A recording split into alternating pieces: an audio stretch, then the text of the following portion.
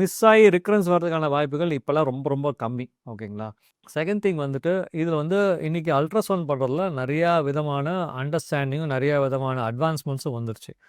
இன்னொன்று சொல்ல போனோம்னா, இந்த காலில் இருக்கக்கூடிய இந்த வெயின்ஸ் அப்படிங்கிற ஒரு இரத்த குழாய் வந்து நம்ம ரோட் நெட்வொர்க் மாதிரி தான். நம்ம எப்படி நம்மளோட ரோடு வந்து ஸ்ட்ரீட் ரோடு இருக்குது, டிஸ்ட்ரிக்ட் ஹைவே இருக்குது, ஸ்டேட் ஹைவே இருக்குது, நேஷனல் ஹைவே இருக்குது, மாதிரி ஒவ்வொரு ரோடு ஒவ்வொரு சைஸில். அதே மாதிரி கால்லையும் எல்லா வெயின்ஸும் ஒரே சைஸ் கிடையாது. இன்றைக்கி வரீங்க, இன்றைக்கி நம்ம ஏதாவது ப்ரொசீஜர் பண்ணுறோம், டாக்டர் ப்ரொசீஜர் பண்ணுறாருன்னா ஒரு சின்ன வெயினோ இல்லை ஒரு அதோட பெரிய சைஸ் ஒரு ஸ்டேட் ஹைவேயோ இல்லை ஸ்ட்ரீட் ரோடு இருக்கக்கூடிய ஒரு சின்ன சைஸ் வெயின்ஸை ஆப்ரேட் பண்ணும்போது உள்ளே இருக்கக்கூடிய மெயின் பாதையை சரியான முறையில் கண்டுபிடிக்க முடியாமல் இருக்கக்கூடிய நபர்கள், ஸ்கேனில் மிஸ் ஐடென்டிஃபை பண்ண நபர்களுக்கு உள்ள பாக்கி ப்ராப்ளம் இருக்கும். அதை ஐடென்டிஃபை சரியாக பண்ணலன்னா அவங்களுக்கு திரும்பி ஒரு 5 இயர்ஸ் 10 இயர்ஸ் கழிச்சு ரெக்கரன்ஸ் வரும். அதாவது பாக்கி இருக்கக்கூடிய பிரச்சனையை நம்ம முன்கூட்டியே அறிந்து சொல்கிறதுனால நாங்கள் ப்ரொசீஜர் பண்ணதுக்கப்புறம் என்னென்ன விதமான லைஃப் ஸ்டைல் மாடிஃபிகேஷன்ஸ் பண்ணலாம், நம்ம ப்ரொசீஜர் பண்ணதுக்கப்புறம் என்ன விதமான ப்ரிகாஷன்ஸ் இருக்கணும், எப்போ டாக்டர் வந்து பார்க்கணும், எவ்வளோ நாளைக்கு ஒரு தடவை பார்க்கணும், மேற்கொண்டு எனக்கு தொந்தரவு வருமா, வந்தால் எப்போ வந்து பார்க்கலாங்கிற ஒரு அட்வைஸை ஃபஸ்ட்டு விசிட்லேயே